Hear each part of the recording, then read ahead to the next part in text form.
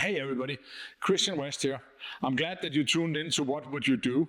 Welcome to the series of videos where Joe and I ask each other critical questions from the executive protection industry. If you like what you see, click here, like and subscribe. And if you have questions that you want us to answer or try to find a solution to, send them to us via email, text. You can find us on social media. I'm sure you have ideas, or you can post them here and we'll play along and take your question. So, welcome to What Would You Do? Season 2.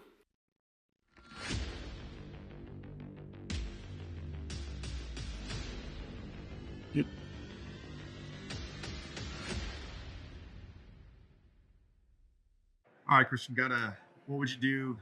This comes up a lot, and this is a circumstance that actually happens with corporations that don't perceive the value, or rather the tangible ROI, if you will, of EP.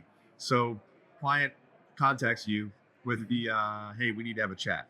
Okay. Right? Yep. That's usually not a positive. You right? probably won't tell me how great I am. Yeah, right. Okay. So, and in the meeting they say, we come to the conclusion that we need to reduce the budget because we've been doing this for a year, 2 years, what have you, and nothing's happened.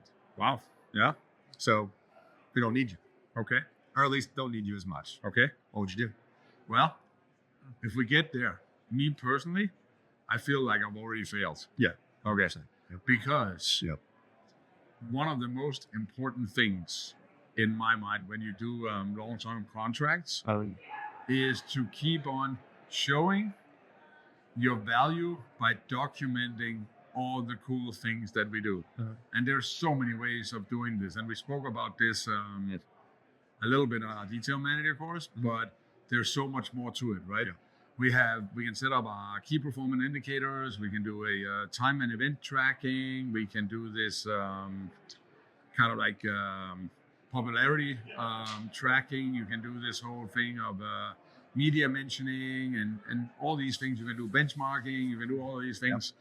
You just can't do it when you get to that call. Yeah. It's almost unrecoverable. It's almost unrecoverable unless you've done it. And then I know everybody will say, I tried, but the client didn't want to listen, right? That's just not good enough, right? I know the client don't always want to listen and they don't always want to see all of these things, but you need to do it anyway, because at least you have that for this difficult conversation where you can go out and say, nothing have probably not happened here, but have you looked in the area around us? There have been so and so many home invasions, the crime have gone up. Maybe that hasn't happened, so you can't use that one.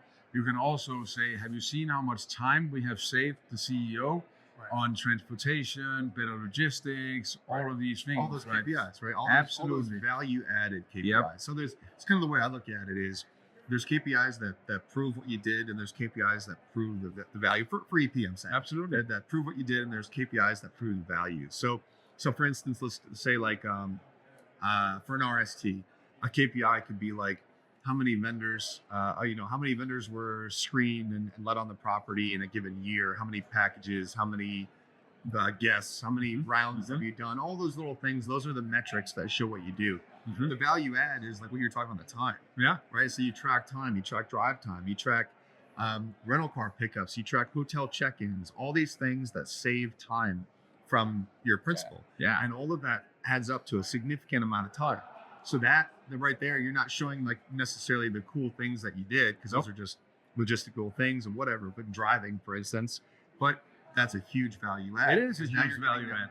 You're giving them, maybe on a week-long trip, you save them 5 to 10 hours. That's huge, especially for productivity, right? So all of that really adds up. Yeah. Think about there's a lot of stuff that you can do, and some of it is actually like easier for you to do than you think. Yeah. Based on one of the examples we talked about in training is all the hotels, for instance. Talk about how fast you can get from the front door to the lobby check-in and have your key to the elevator. That's all hotels kind of want to minimize that time. Yeah. But the average time is still around 11 minutes. Yes. Right? When you think about it, if I check in the principal, I have the keys already in the car when I pick him up so we can go directly to the elevator and go up. If I've done that 20 times throughout the year, 20 times 11 minutes, If you make $10 million a year in salary or whatever, your stock goes up 100 million or whatever, 10 hours or 10 minutes is a long time. Yeah. You know? So, yeah. But it's just too late to start when you have the conversation. So I guess the learning message here is you got to do that early on in the process. With everything else, be proactive. Be proactive. And that's something that you're going to learn the hard way if you don't appreciate it proactively. Yeah. You got to prove that value, document the value, document all the things that you do. Because otherwise you're trying to prove a negative at that point, which is impossible. Absolutely. Hey, why should we pay you for all the things that didn't happen? Yeah. How do you prove that at that point? How do you prove that it didn't happen? Right. Yeah. That's a good one.